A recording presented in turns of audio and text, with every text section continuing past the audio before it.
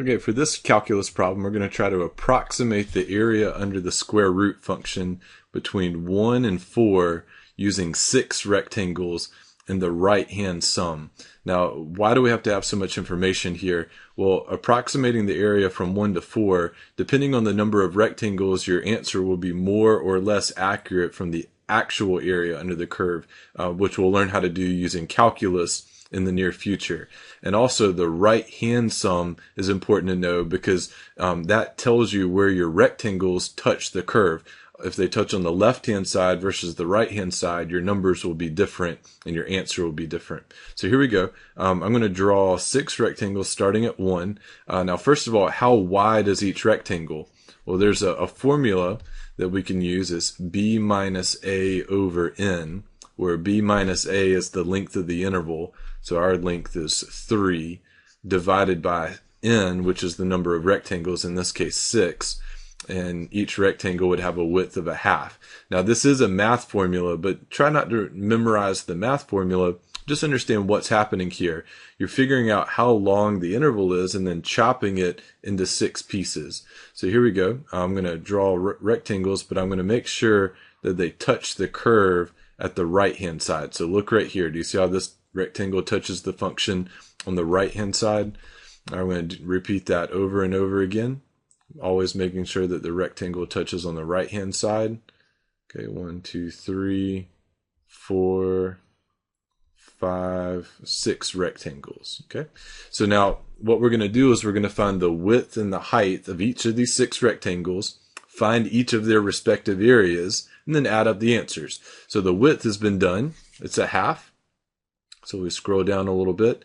The areas of these 6 rectangles will be a half times blank, a half times blank, a half times blank, width times height, and width times height. Now, if it's a right-hand sum, what will the heights be? Well, let's look at rectangle number 1 right here. How high is the first rectangle? Well, it's on the square root function right here. So we'll take f of 1.5 to begin with. That's the first height. Now, that's the square root of 1.5. When you plug it into the square root function, f is the square root of x. So we'll plug 1.5 in for x. Now, why do we not plug in 1, being that the interval started at 1? Well, again, it's a right-hand sum. You start on the right-hand side of the interval, not the left-hand side. So rectangle number 2 hits its edge on the right-hand side. On the right-hand side of the curve, hits the square root function. So the second rectangle would be the square root of 2, and then likewise the square root of 2.5, the square root of 3, the square root of 3.5, and the square root of 4, touching every subinterval, touching the function in each subinterval on the right-hand side, all the way up to f of 4 being the last one. All right, from here it's just a lot of calculator punching.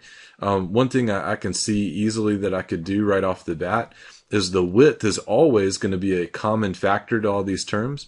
So we can pull out a half and pull that out, and then we would just have 1, 2, 3, 4, 5, 6 square root functions to evaluate on our calculator. 1, 2, 3, 4, 5, 6. Okay, so here we go.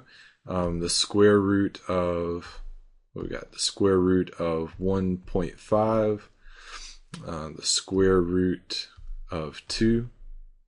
And just to speed things along, I just went ahead and typed all those in real quick so I know your video fast forward ahead.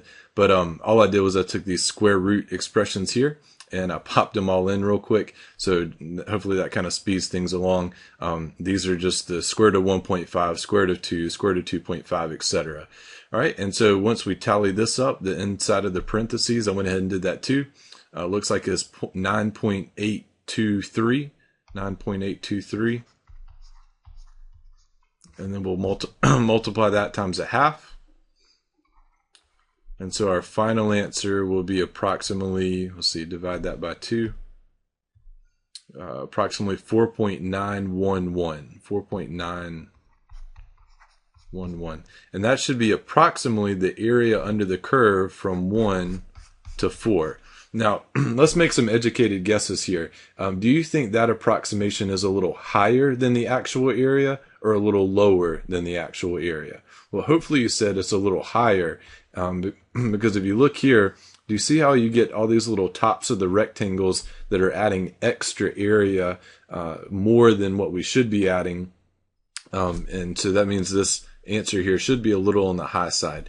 Now, in a few videos, we're going to go back and learn how to find the actual area under the curve that doesn't have an approximation like this. Now, like we said, this approximation is a little on the high side, but let me do this for you. I went ahead and found the actual area. There's a way you can do this on your calculator, which you can watch that video if you want to.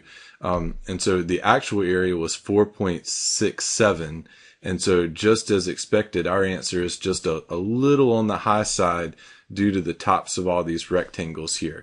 So what I would encourage you to do, just to practice a lot of different things, I would ask you to go back and redo this problem. And instead of doing the right-hand sum, why don't you try the left-hand sum? And then after you do the left-hand sum, do like the midpoint rule or something like that. And you'll see how those answers all relate to this 4.67 number. I bet if you did the left-hand sum as opposed to the right-hand sum, your approximate area would be on the low side, not on the high side. And you can kind of see that on the picture here. If you let these curves touch on the left-hand side, they're always going to be under the square root function. So lots of different things you can practice, but I think that's probably all we need to do for this video as far as approximating just with one of the techniques. Now, as you move on, like I said, we'll learn how to find the actual area under the curve moving forward.